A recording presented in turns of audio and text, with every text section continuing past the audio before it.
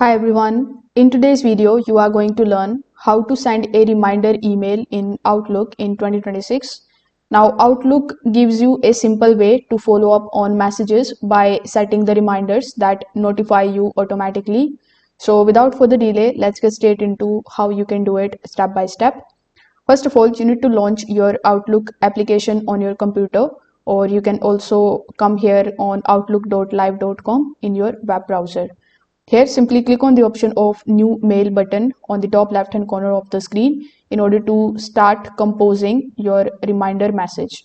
Now, you need to draft your email subject and body as you normally would. For example, you can type in the subject line, you can type something like this. After that, once you have successfully written your message, simply click on the option of the send button here on the top.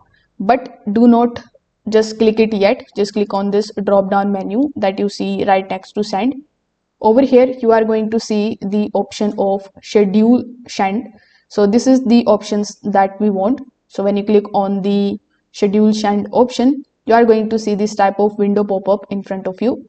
Now you can choose one of the suggested times, or you can click on the option of customize in order to customize your time. With the help of this calendar, you can select the exact date and the time at which you want this particular email to send to the recipient. So your email will going to be disappear from the screen and it is going to be moved in the draft. When you hit the send button over here, it will remain in your draft section until the scheduled time, at which point Outlook will automatically send it for you. You can edit or cancel it anytime before then by opening the drafts folder.